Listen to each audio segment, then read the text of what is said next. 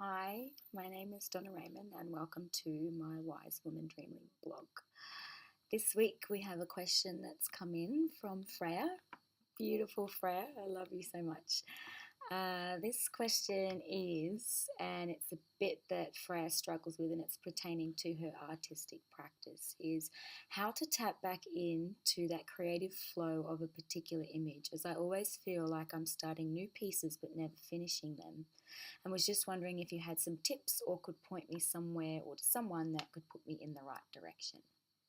Freya, this is a really good question, and one that I find anybody that is exploring their creativity will come upon. And it can be that we find ourselves in this process of not finding that an artwork has come to a completion, or we're pushing it too far, or we're not really happy, and we come to that crux of challenge, and then we go into resistance, and then it kind of leads to this feeling of not hopelessness, but it's like you get really frustrated and then you don't want to do it.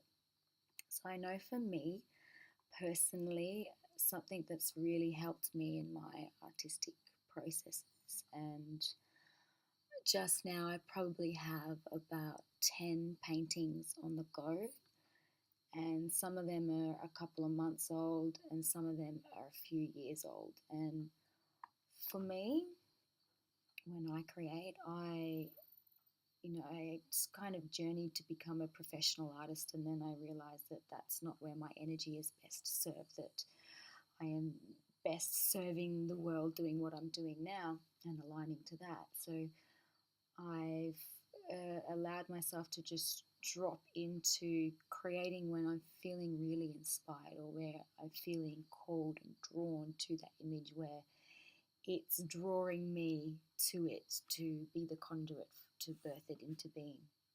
And I step back at this role of just creator, and I step into the role of being of service to the painting or to the drawing. And when I look at it this way, I realize that, painting or drawing or being creative it's not a destination. It's not about getting to the end point. It's about the journey, and that's crosses over with most of our processes in life. And coming into the artistic realm, when you're looking at these pieces that you're working on, do they really need a defined endpoint? What are you creating them for? Are you creating them for completed works of art, or are you doing it as a mode of just release and self-expression? Is it for healing or a type of therapy?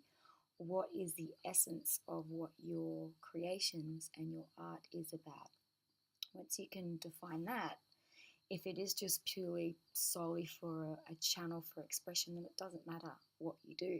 They could be just doodles on a page that don't lead to anything. It could be just a dialogue and a conversation that you're having with your internal worlds or with the subconscious or any psychological components.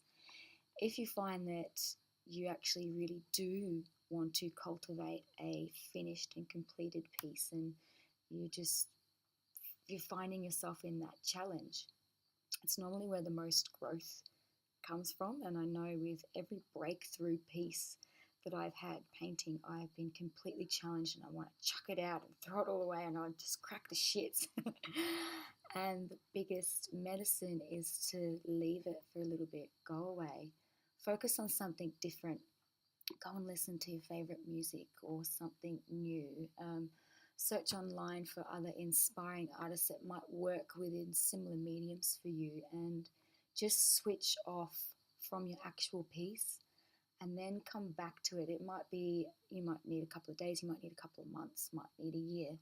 Come back to it with fresh eyes, and you'll start to see that you have evolved and changed in that process, and therefore the way that you look at your work and perceive it has evolved and changed also. And you might feel that you want to draw out something else. I know for some of your works you're doing a lot of line work, which is really beautiful, and you can go into this really beautiful dance of this push and pull within line and space and shape and texture.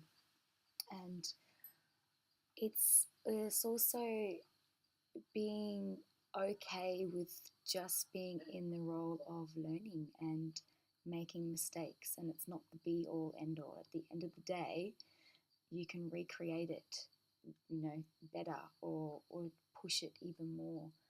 A really good technique, which I'm sure you probably know from art school, and those of you who haven't been to art school, if you're working with your creativity and you get your painting to a piece. Look, we've got Aurora's beautiful little colour in. For an example, say this is your artwork and you get it to a level and you're just like, it's not quite singing, you don't know what to do, don't know what colours to do, or if it needs some psychedelic energy escape around this kind of Scooby-Doo character. Take a photograph if you can, or photocopy it, print it out, print out multiple, and just doodle and go wild and play. Just go into a state of play, get out of your mind and stop being so serious, and see what is possible with just switching off and going into the imaginal realms. And that could be just completely closing your eyes, thinking of a feeling that you want to evoke from your piece of artwork, or thinking of a song that triggers you in such a way, and just start drawing to that so that you're getting out of the mind and dropping back into the imaginal realms, which is a meditative state when you're in the flow. And a lot of the resistance with any painting or drawing or artistic practice, even music, comes from when you're not in a flow. And then you push yourself to create. And when you push yourself to create, it's like this, the repulsion of a magnet in that sense. So it's doing as much as you can to cultivate that sense of flow, and also know that with anything there is a little bit of hard work, and there is a space of tediousness that comes through, that you have to push through, and it's doing the mundane part of it, that you might get your artwork to a particular level and you're like, why did I do this? And you're committed and you just have to do, and it's just a little bit at a time. If it gets really challenging and you're just not inspired, just work on it in 10-minute bursts and don't think about it. And before you know it, you'll come to a level where, wow, you start to see it with new eyes and you get inspired, and that spark is ignited, and that passion to create your original vision will come back, and then you enter into the dance, and then it becomes exciting and fun. But yeah, with anything, it's a pattern that I see in many artists and creative types, is that you open up, you have this epic idea and this vision, and you get out, and then it comes to this refining stage, and it's like ironing out the kinks, and that's where the hard work comes through, and things can be quite laborious. But be gentle and just take it as it comes, or put it away and come back and look at it afresh. That's my answer, and I hope that it has made sense, because I'm quite delirious. I just drove back from Townsville and got in at 2 a.m. last night. I've had a really big day post-cyclone cleanup. So if anybody else would like to ask a question and feels that I might have a pretty cool answer for them, please drop me a line through the email or via the contact page on my website, which is www.donnaraymond.com.au. Have a fantastic week.